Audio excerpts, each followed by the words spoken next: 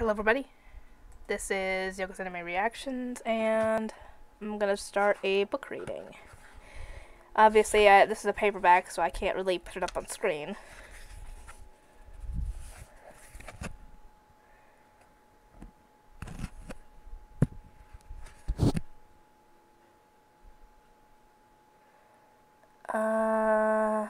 Seriously? This is seriously how much is in here. Sorry, I'm looking at the contents section, and it goes up to where they save Asya. Really? I might have to go buy the other ones. Just so I have some more content for y'all. Okay.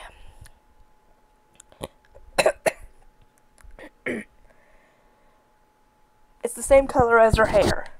As I stared at my bloodstained hand, that was all I could think of. Red. A deeper, richer crimson than your usual strawberry blonde.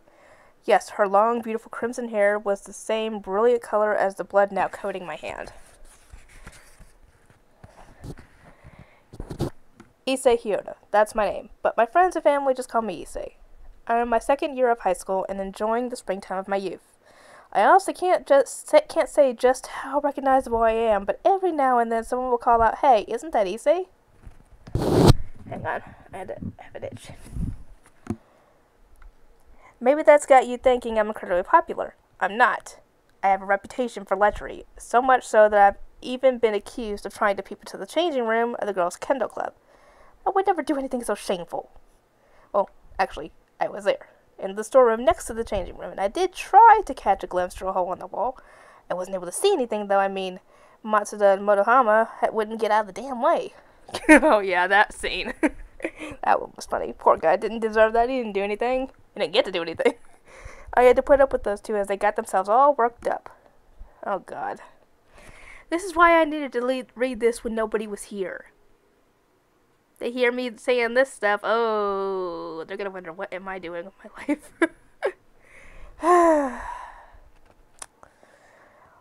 Whoa, look at Murayama's breasts. They're huge. One of them would exclaim while the other drooled, saying, Karase? I think that's how you say it. Sure has great legs. There's no way I didn't want to peep on that. Before I even had a chance, though, we heard footsteps approaching the storeroom, so we had to make our escape. Then, seemingly out of nowhere, happiness came flying right into the arms of this perverted second year. Will you go out with me? A confession from a girl. For a guy like me who had never had a girlfriend before, it was a breath of fresh air. I was ready to taste the complicated flavors of adolescence. My first ever girlfriend, Yuma Amano, a slender girl with silky jet black hair. She was so cute. I fell head over heels in love with her at first sight. I mean, wouldn't you jump at the opportunity if an incredible beauty came running your way calling out, Hyoda, I love you, will you go out with me? Really? Yuma's kind of making it very obvious that something is amiss, because even he knows that, he probably knows that no sane girl would just up and do that. Especially one that he's never met. That's suspicious right there. Given my history with the opposite sex and how long I had been wanting to get a girlfriend, this situation was beyond my wildest dreams. You might think this sounded like a dating sim, but it really happened. It was a miracle. A beautiful young woman actually confessed her love to me. Honestly, I thought it was a prank at first. Seriously, yeah. Yeah, I would honestly think it's that something is not right here. If it's a prank, or this girl's got ulterior motives. I couldn't help but wonder whether Yuma's friends had put her up to it, as revenge for something I'd done. They could have been hiding out of sight watching us. Can you blame me? Up until that moment, I'd always believed I'd been here under born under some unlucky star, forever doomed to lack that certain appeal. However, from that day on, I had a girlfriend. My world had changed. I didn't know how to explain it, but I had found my place on this planet. I wanted to charge down the corridors, calling out, I've finally done it, to everyone I passed. I started pitying my girlfriendless buddies, Matsuda and Motohama. That was just how generous of heart I had become. So Yuma and I became a couple, and the day of our first date quickly arrived. The time had come to put the plan I'd laid out way back when into action. I must have brushed my teeth a dozen times the night before. There wasn't a speck of plaque left to be found. I wish I could do that and brush my teeth so much that there would be no plaque and it'd look good, but nope, ain't happening. Really? Are you telling me, Issei, that you don't have clean underwear that doesn't look like a train wreck? That's something I didn't need to see in my head. I even bought new underwear. You never know what might happen. My whole life had been in anticipation of this moment, after all.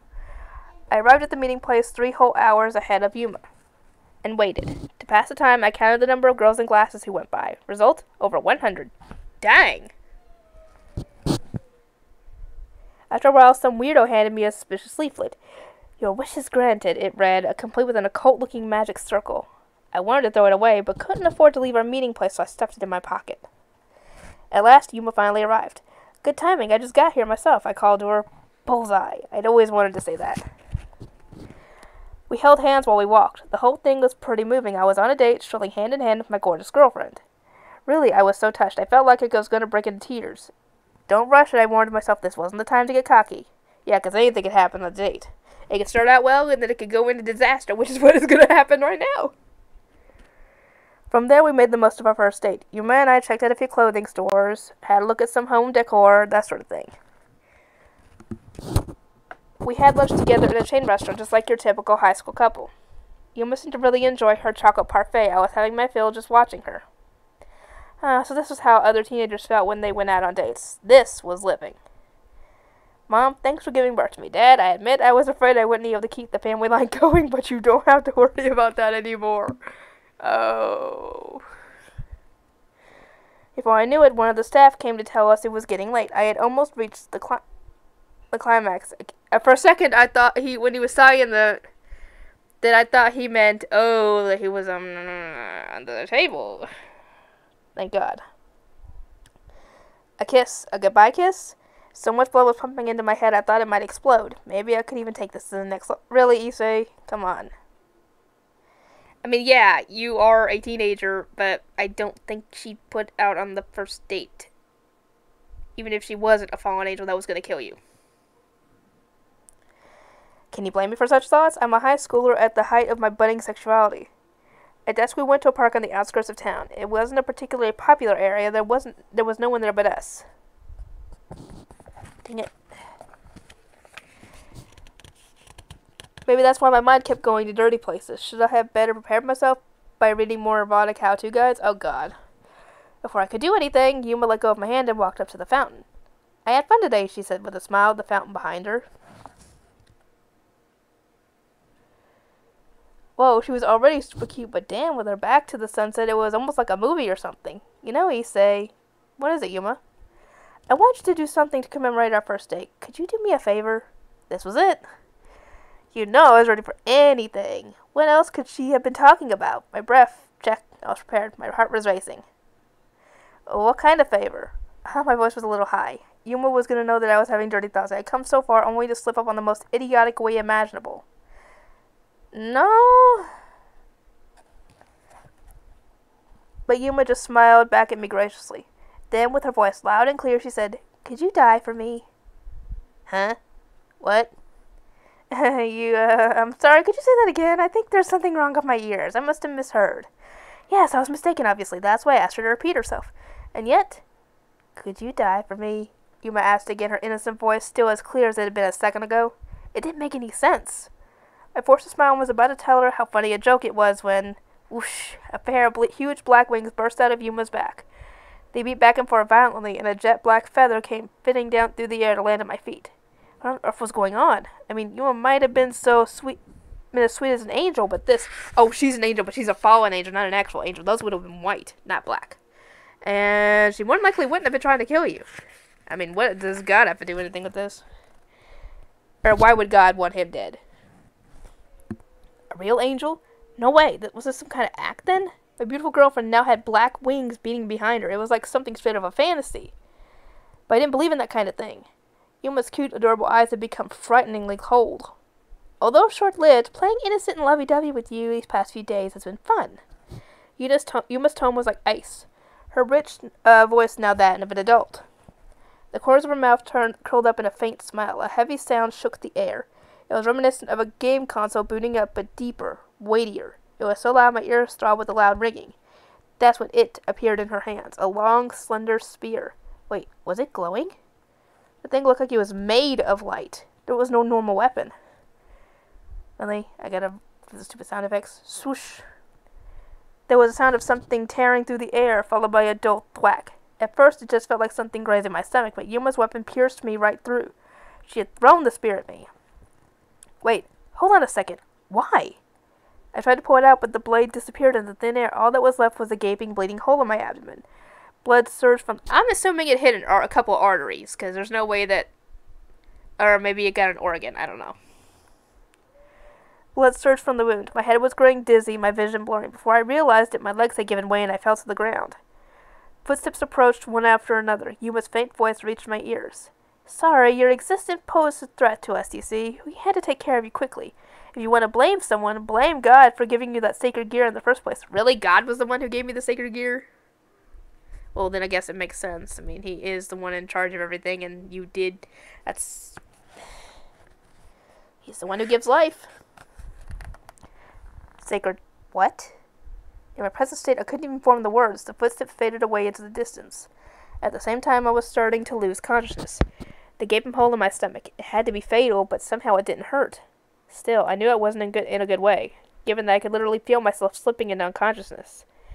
The temptation to crawl away and fall into a deep sleep was high, but if I did, I knew I would never wake up. Yeah, you know you're gonna die. Seriously, I was only a second-year high school student. I wasn't ready to die. I haven't even lived half my life yet.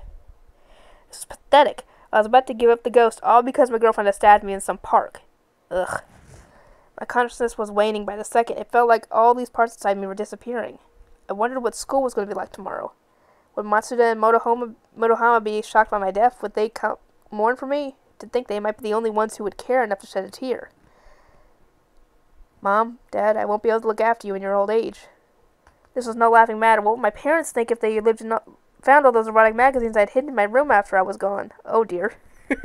I don't think they'd be surprised, to be completely honest. They know how you are. Damn it, why was that all I was thinking about when I was on the verge of death? My hands, I could still move them. I reached down to my stomach, then lifted my hand back up in front of my face. Red. My blood, my whole hand was red with blood. That's when I remembered her. The image of a young woman floated up into my vision. She was a crimson-haired beauty. Every time I laid eyes on her, my gaze was inexplicably drawn to her brilliant hair. If I was going to die, why couldn't it have been in the arms of someone like her? I felt a pang of gift as if I was cheating on my girlfriend, Yuma. Hold on. Yuma was the one who practically signed my death warrant. If I really was going to go, I wish it could have been after I'd had a chance. Really? Issei? What am I saying? I know how he is by this point. I had a chance to feel her up. Even my imminent death wasn't enough to put an end to my perverted fantasies. Everything was going dark. Was this finally the end? Damn it, I had lived a pretty boring life. If I got the chance to be reborn, I would. Are you the one who called me? All of a sudden, a figure appeared before me. I couldn't tell who it was, what with how blurry my vision had become. You're dying. Your wound. Oh, interesting. You must be... Yes, very interesting. Whoever it was, it began to chuckle as if finding the whole situation rather amusing. What exactly was so funny about this? Seeing as you're about to die anyway, I'll take you for my own. From this moment onward, you will live your life for me. The last thing I saw before I finally passed out was crimson hair. Oh, God. Do I really want to continue reading? I've gotten through 10 pages. Hang on, let me see how far I've gotten real quick. If I can see my mouse. 14 minutes. How long would I...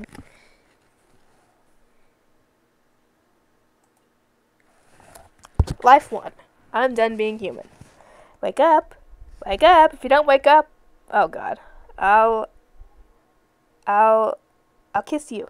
The alarm clock spattered its typical tsundere line, but it wasn't sufficient to rouse its owner from its bed.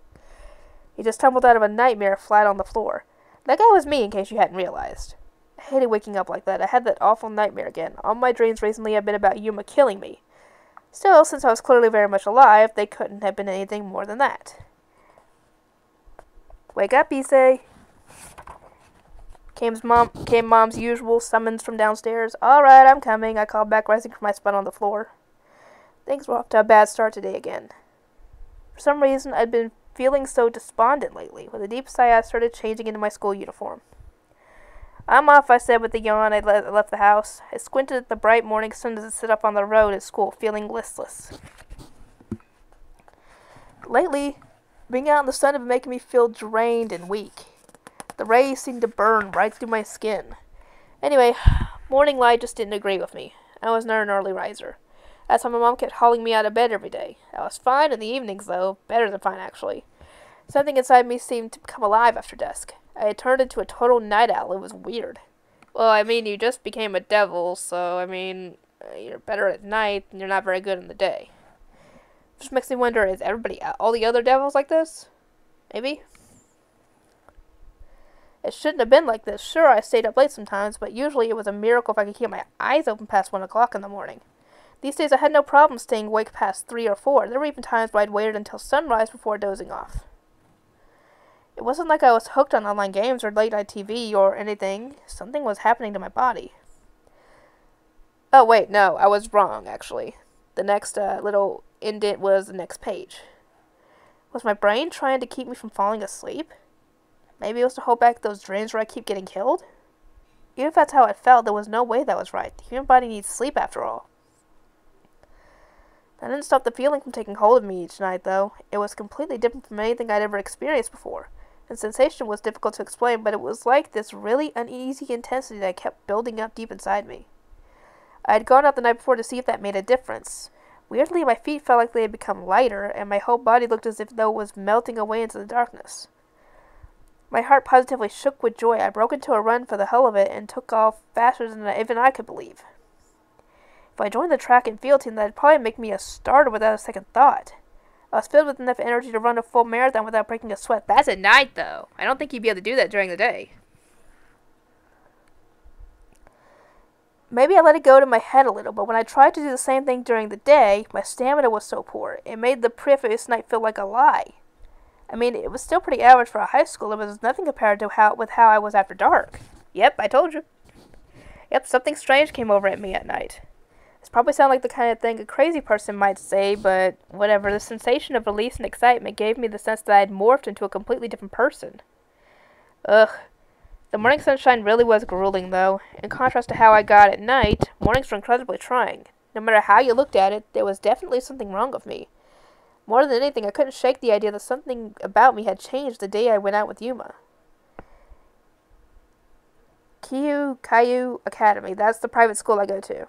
These days it's co-ed, but up until a few years back it had been an all-girls high school, so there were still more girls than boys. The ratio was closer to an even split than the lower grades, but the girls outnumbered the guys overall. Even in my second year, the female-to-male ratio was 7-3, and it went to 8-2 for third years. Girls still dominated school life.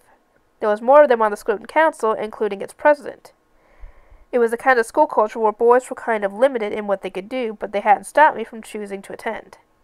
My reasoning was simple enough. The place just had too many lovely ladies. It was wonderful. Yes, it was all thanks to my preferred nature that I'd been able to pass the infamously arduous entrance exams for Caillou Academy. I wanted to take my classes surrounded by girls. That was the entire reason I picked this place. Is there something wrong with that? What's wrong with being a pervert? It's my life. I won't let anyone tell me otherwise.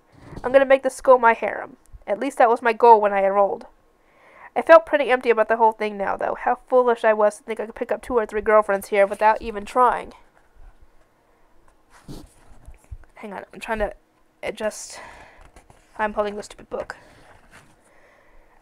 Only the lady killers, the really cool guys, had any luck. Girls wouldn't even look at me.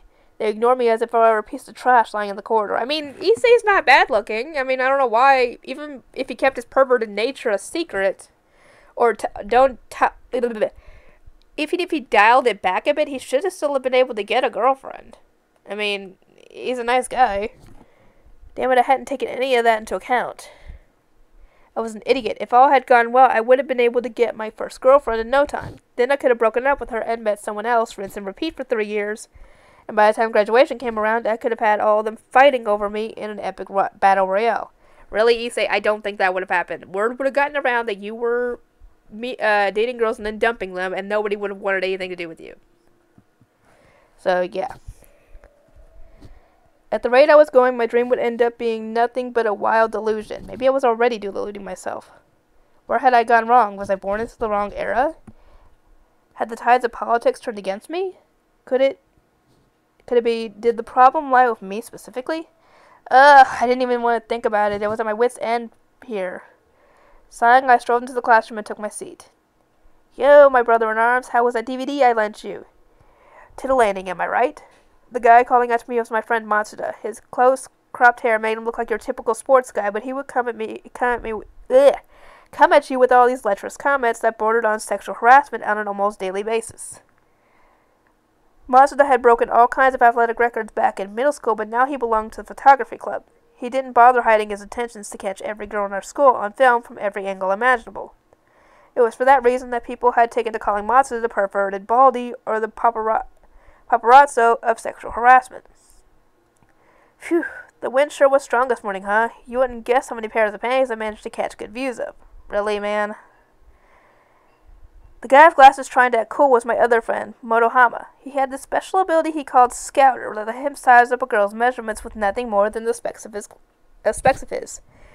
When he took them off, however, his power level plummeted. This had earned him the nickname Perverted Glasses and 3-Size Scouter.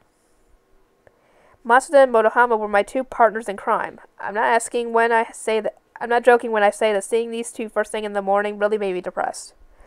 I got some good stuff here, Matsuda said as he opened his bag and tipped its contents onto his desk without a hint of shame. The books and DVDs piled up in front of him all had lewd and suggestive titles. Eek! One of the girls across the room let out a shriek. I couldn't really blame her. I mean, it was still first thing in the morning. Murmurs of "they're the worst" and filthy perverts filled the room. Quiet! Who are you to deny us our worldly pleasures? Look away, young ladies, or I'll imagine myself having my way with all of you. Matsuda had no issue saying crude stuff like that. I would have slapped him, to be honest, saying, yeah, time and place, dude. Not too long ago, my eyes would have lit up at the sight, and I'd have asked where my friends had found such treasures. Now that my mornings had gotten so rough, though, I just couldn't get in the mood. Matsuda let out a resigned sigh at my lethargic reaction. Hey, come on, why are you scowling like that when I brought you all these goodies? You've been really downbeat lately. Odd. Very odd. This isn't like you, Motohama said with obvious tedium as he adjusted his glasses. I wish I could get worked up over this. I'd like nothing more than to obsess over them. I'm just so drained right now. Are you sick?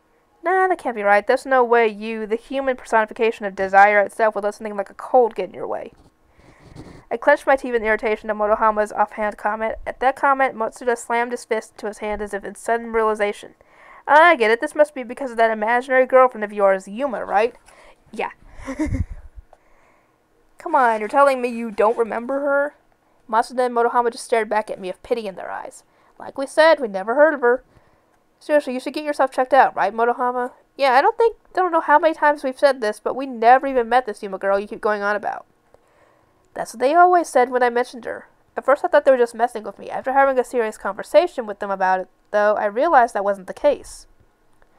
I had definitely introduced Yuma to both of them. I know because Matsuda and Motohama had come out of the gate with rude comments the second they saw her. They'd said things like, how come Issei's managed to get such a gorgeous girlfriend? This runs against the natural order of things. Issei, you didn't do anything illegal, did you? In response, I hastily suggested they should go find their own girlfriends. I remembered it like it was yesterday, but they didn't. My friends couldn't even recall who Yuma was. It was as if she'd never even existed. She wet their memories. All that time I spent with her had seemingly disappeared, too. That was why my friends kept calling her imaginary. Though hard to accept, it was true that Yuma's number and email address weren't saved on my phone anymore. Had someone deleted them? But how? I certainly hadn't deleted them, so who had? I tried calling her number as best I could remember, but it was inactive. Did that mean she hadn't actually existed? Was it all in my head? That was absurd, and yet, as much as I wanted to deny it, apart from my own memories, there was no evidence Yuma had ever been real. Mulling it over, I realized I didn't even know her address. She was from another school, so I worked out where based on her uniform and started asking around. No one knew anything about her there either. Yuma simply didn't exist. Just who had I been dating? Was it all a dream? Some fantasy I had conjured up into thin air? Had I just been boasting to Matsuda and Motohama about my fictional delusion all along? Come on now, I wasn't crazy, right? After all, I could remember her face so clearly. Things just didn't add up. It was like that strange energy that welled up inside me at night. Something was definitely wrong. I had sunken deep into my own doubts and Matsuda laid a hand on my shoulder. Well, we are in the springtime of our youth, so these things happen. You guys should come over to my place after school. We can watch my secret collection together. A wonderful idea, Matsuda. You must invite our good friend Issei here too, right? Of course, my dear Motohama. We're all driven by the same lustful appetites. It would be an affront to our families if we failed to deliver on them. Really? Y'all are silly. The two of them broke out into lecherous guffaws. No matter how you looked at it, my friends were perverts all right, the both of them. I guess that made me one too. Well, whatever, I had no trouble living as a deviant. Alright, today there's no holding back. We'll host with sodas, eat some snacks, and have our fill of erotic DVDs. At a total loss, I resigned myself to going along with the proposal. Yeah, now we're talking. That's our Issei. That's the spirit. Youth is to be savored, am I right? Matsuda and Motohama were certainly getting worked up. I just figured I'd put the whole thing with Yuma on hold for a while. Taking breaks is important, you know. I was happy to forget about everything that had been going on and enjoy myself like a guy my age was supposed to. Then, after we had made our plans for that afternoon, it happened. That beautiful crimson appeared before me yet again. My eyes were fixed to the young woman strolling through the schoolyard outside the classroom window. It was the crimson-haired beauty, the school idol whose features transcended human flesh. Her slim proportions were those of a typical Japanese girl. That was to be expected. She wasn't Japanese, after all. She was from somewhere in Northern Europe, apparently. Based on what I'd heard, she was attending school in Japan because of her father's job. There wasn't a soul in the academy who hadn't found themselves enchanted by her exquisite beauty. Ria Scrimmery. She was a third-year student, which made her my senior. When I took a look around, I realized the whole class was staring at her, Matsuda and Motohama included. Something like this was pretty regular. Rias caught everyone's attention when she walked by. Some came to a complete halt, and others fell silent, but everyone found themselves turning to watch her. The wind blew gently through Rias' crimson hair as the entire student body watched. Those radiant locks reached down to her waist, and with the breeze fanning it out behind her, it was as if Rias was walking against a scarlet backdrop. Her skin, white as snow, was stunning. Beautiful, really, was the only word to describe her. Rias' overall allure and noble bearing was nothing short of mesmerizing. Whenever I saw her, I got so caught up in her elegant looks that I forgot what I was doing. Lately, however, I'd started seeing her in a different light. Yes, she was certainly beautiful, but almost too beautiful. In some deep corner of my heart, some part of me had grown wary of Rias' stunning figure. I couldn't explain why, but I was sure it had something to do with Yuma's disappearance. At the very moment, Rias turned and locked her clear blue eyes right on me. In that brief instant, it was as though Rias had grabbed a hold of my very soul. What was this feeling? It was like going up against an opponent who held an overwhelming advantage. Rias narrowed her brilliant blue eyes and curled her lips into a faint smile. Was that for me? Don't be absurd, I thought. We'd never even spoken to each other, but then I recalled something from that dream I had kept having. In the end of the recurring vision, there was always a crimson-haired figure calling out to me. The voice had been a kind, but at the same time impenetrably cold. However, before I had a chance to compare Rias with the vague image of my dreams, the girl disappeared.